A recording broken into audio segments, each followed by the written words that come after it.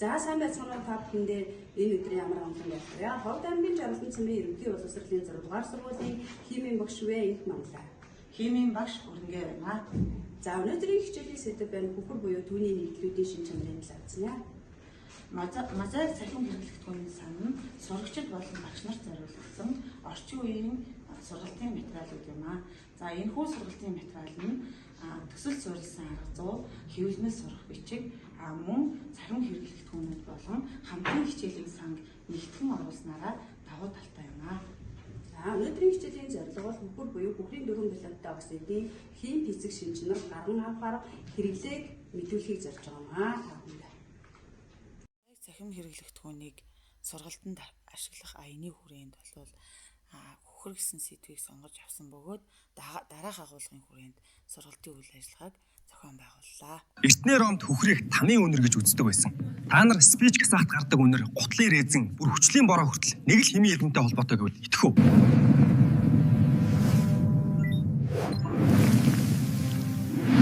Хөхрийн атом ингэж харагддаг. Үнэхээр нэг л элементийнх гэж үү? Тэгвэл ямар химийн эд шидтэй юм бол энэ өчүүхэн очны цаана хөхрийн ертөнц эхэлдэг юм биш үү?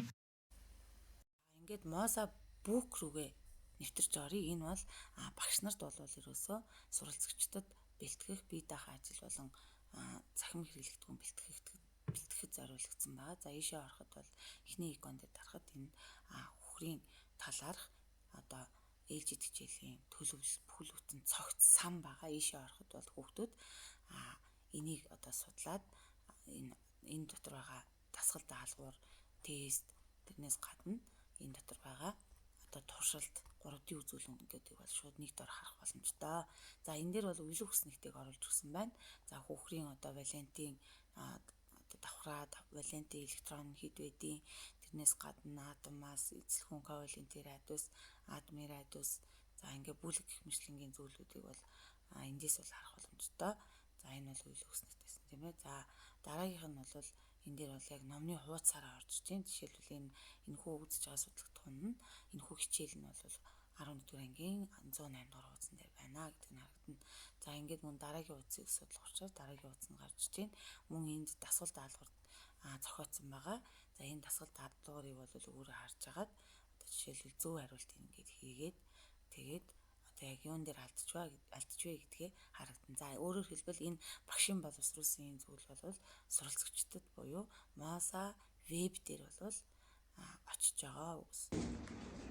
Би хичээл дээр хөхрийн 3D атом загварыг харж байна. Энэ загварыг харснараа би атом дотор орж байгаа мэдрэмжийг авч байна. Мозабукийн дасгалын дэвтэр дээр видео интерактив дасгал тест хийх, гэрийн даалгавраа хийх нь надад сонирхолтой байдаг. Би сурах бичиг ашиглах биш, туршилттай, дүрслэлтэй, хөдөлгөөнтэй зүйл хийснээр илүү өрөг үүрэгтэй байдаг.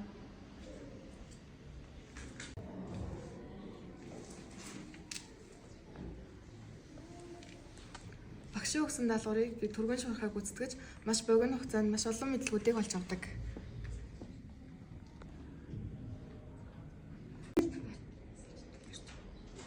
Багш хичээлийн үйл ажиллагааг Мозабук дээр эхлүүлэхэд би таблет дээр илүү их сурч мэдэж авдаг. Анхаарал хандуулсанд баярлалаа.